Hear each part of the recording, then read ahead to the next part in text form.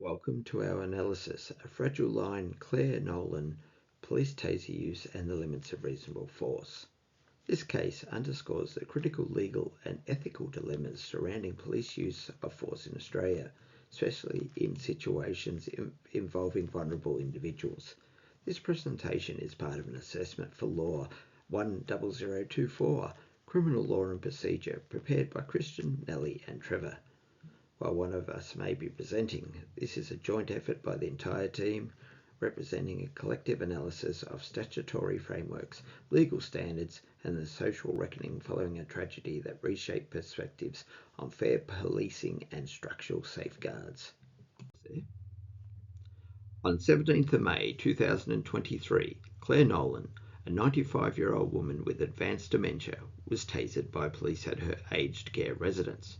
Weighing just 43 kilograms and reliant on a walking frame, her frailty posed minimal threat despite holding a steak knife. The use of a taser, rather than diffusing the situation, drew widespread criticism.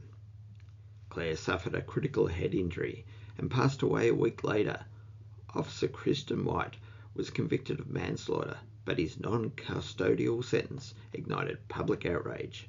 This case raises pressing questions about justice, police accountability, and the suitability of legal outcomes in severe breaches. This case represents a compelling examination of justice and accountability framed by three key legislative frameworks. First, the Crimes Act 1900 in New South Wales sets the standard for manslaughter. It does not require intent, but it does demand evidence of a dangerous and unlawful act. In this case, the act of tasering Clare Nowland, given her profound physical and cognitive vulnerability, raises serious concerns about how the law interprets such actions. Next, we have the Law Enforcement Powers and Responsibilities Act 2002, which permits the use of reasonable force. However, Clare's frailty and mental state challenge the very definition of what qualifies as reasonable. Was her condition adequately considered in determining the response? And how do we ensure such considerations are prioritised in future cases? They are pressing questions that demand attention. Lastly, the Sentencing Act of 2017 requires that sentencing outcomes reflect the harm caused and the culpability of the offender. Yet, the leniency shown in this case risks undermining public confidence in the justice system. It sends a troubling message about how excessive police force is addressed and raises doubts about whether justice was truly served. Together, these frameworks highlight the need to reform and the importance of safeguarding vulnerable individuals in our society. Clare Nowland's case forces us to confront these issues and strive for a justice system that inspires trust, accountability, and empathy.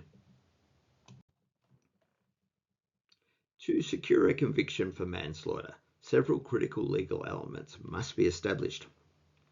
Firstly, the deployment of the taser in this case can be seen as an unlawful act. Clare Nowland's frailty, combined with the minimal threat she presented, calls into question the appropriateness of such a response. At 95 years old, relying on a walking frame, the inherent risk of this act was entirely foreseeable. Any fall could have had, and indeed did have, catastrophic consequences. The link between the act and its consequences was another essential element firmly established through medical evidence. This evidence confirmed that Clare's fatal head injury resulted directly from the taser use, underscoring the tragic consequences of that decision. While intent to kill was absent, what remains is the question of recklessness.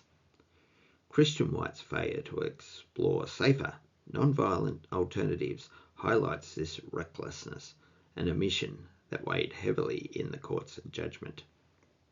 Together, these elements, unlawfulness, risk, result, and mens rea, formed the foundation of White's conviction. Mens rea, Latin for guilty mind, refers to the mental state of a person when committing a crime. It helps determine whether the actions were intentional, reckless, or negligent. However, the leniency of the sentence has sparked widespread debate, raising necessary but uncomfortable questions. Does this outcome truly reflect the severity of the breach? And does it uphold the principles of accountability within our justice system? Clare Nowland was not just elderly, she was frail, experiencing cognitive decline and entirely reliant on mobility aids.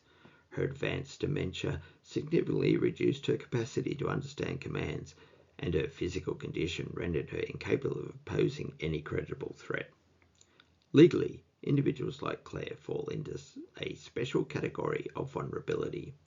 The law demands that responses to such individuals prioritise a healthcare-centred approach rather than one driven by enforcement.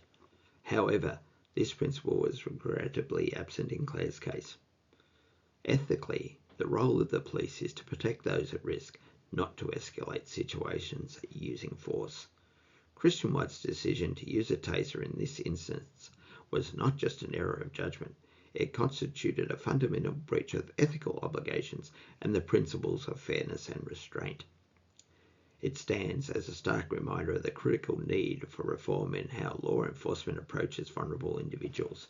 Clare's story compels us to address these failings, not only to honour her memory, but to ensure that no other individuals suffer in the same way. Senior Constable Christian White was an officer with considerable experience and no prior record of misconduct, factors that were given significant weight by the court. However, these considerations stand in stark contrast to the decision he made on the tragic day. The use of force against Clare Nowland, a 95-year-old woman who was clearly frail, experiencing significant mental decline, and non-threatening, raises profound questions about his professional judgment. Although White was convicted of manslaughter, the sentence he received was notably lenient, a community-based sentence rather than one involving incarceration. The court justified this decision by citing his remorse and the lower threshold nature of the offence.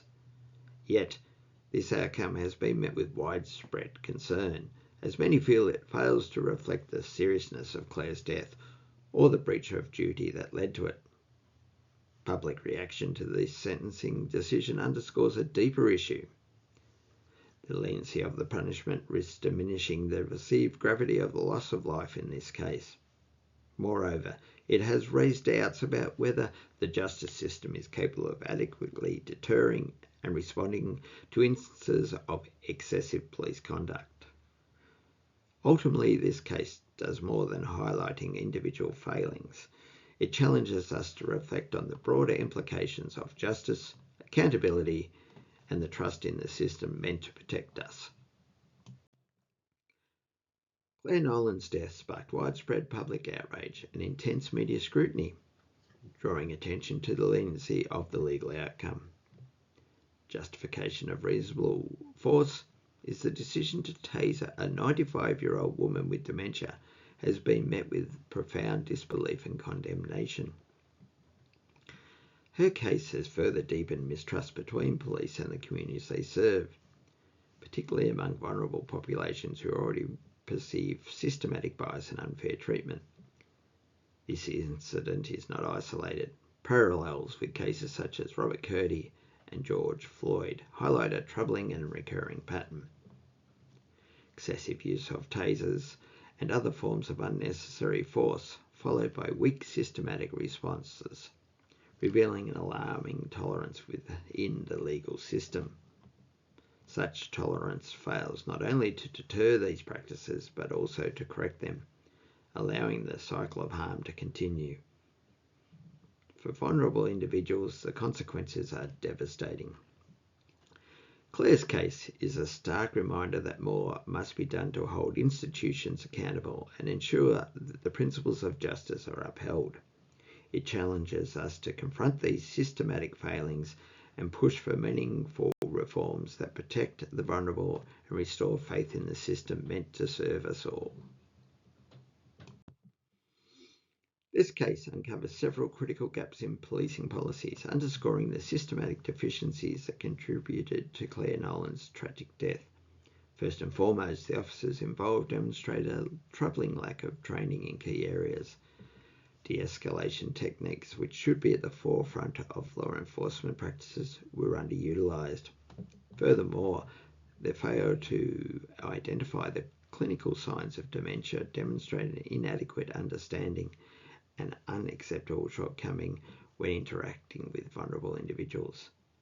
Existing procedures for managing high-risk but non-combative individuals were either absent or disregarded, highlighting flaws in operational protocols.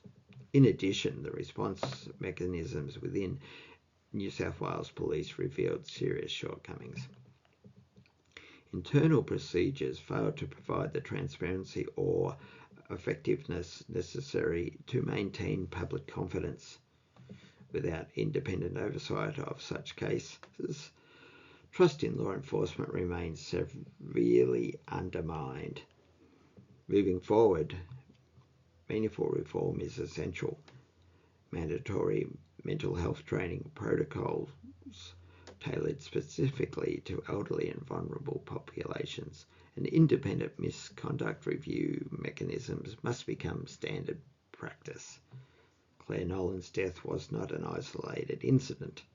It was a direct result of systematic failures that, without intervention, leave the door open for similar occurrences. This is not just about justice for Clare, but about safeguarding others and ensuring that such failings do not continue to claim lives. From a theoretical perspective, this case presents a clear breach of the fairness principle.